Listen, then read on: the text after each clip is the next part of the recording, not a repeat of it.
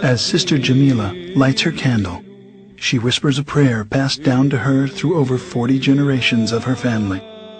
The rising smoke carries her prayer high into the heavens. She is a member of the original Christian church, started almost 2,000 years ago. But what happened to this original church, and where do we find it?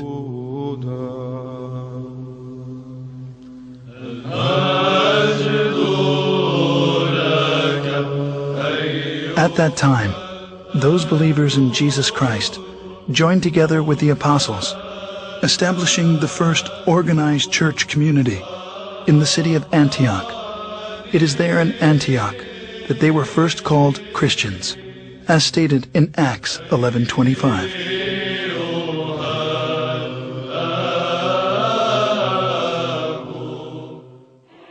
Scholars estimate there are over 2,600 groups today who lay claim to being the church, or at least the direct descendant of the church described in the New Testament. As Christianity has inarguably played a considerable role in our history, it is important to understand the factors which have led to its current divided state.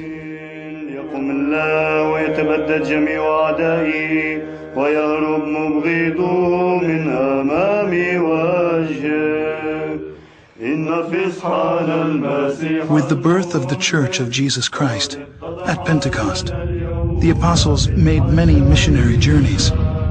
Over time, 5 patriarchates were established in Antioch, Jerusalem, Rome, Alexandria, and Constantinople.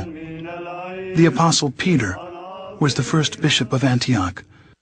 12 years later, he became the first bishop of Rome, leaving the apostle Paul as the head of the Antiochian church, while James, the brother of Jesus, was the first bishop of Jerusalem. Even though they were in full communion with one another, disputes arose over the adherence to the Old Testament law. James gave the solution to settle all doctrinal and moral issues through ecumenical councils, and the church flourished for 1,054 years. The first council was known as the Council of Jerusalem, as documented in Acts 15.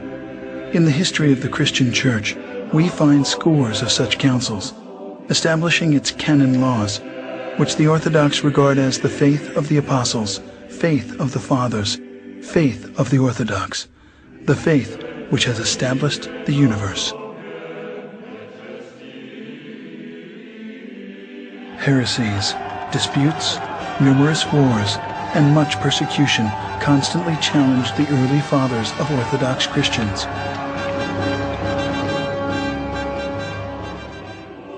But because the church was unified, it continued to survive. At the Ecumenical Council in 325 at Nicaea, the bishops decided they needed a creed.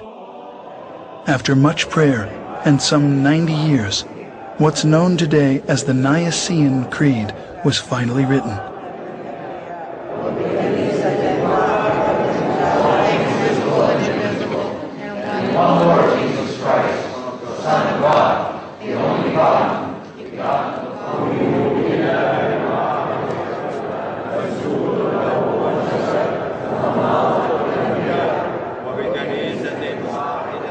Between the years 325 and 787, 7 meetings were held to establish the laws of the Church. These became known as the 7 Ecumenical Councils. The faith of the Church, at the close of its first 1,000 years, was the same. The doctrine, the creed, the government were all recognized as one, everywhere. This one church was the Orthodox Church, which has weathered many attacks. This cohesion, however, was soon to end. As the first millennium was drawing to a close, tensions began to mount between the Western Church, Rome, and the 4 Eastern churches. the bishops of Rome began to claim authority over the other 4 churches, on the claim that the Roman Patriarch was the only true successor of Peter. 2 giant issues emerged.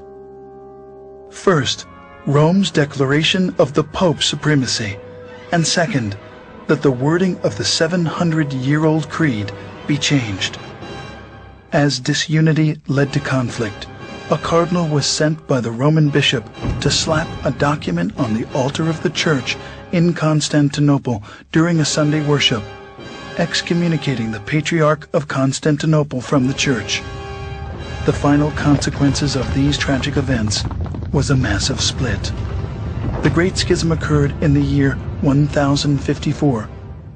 Pursuing his claim of universal headship of the church, the Patriarch of Rome broke from the other 4 churches, creating the Roman Catholic Church, independent of the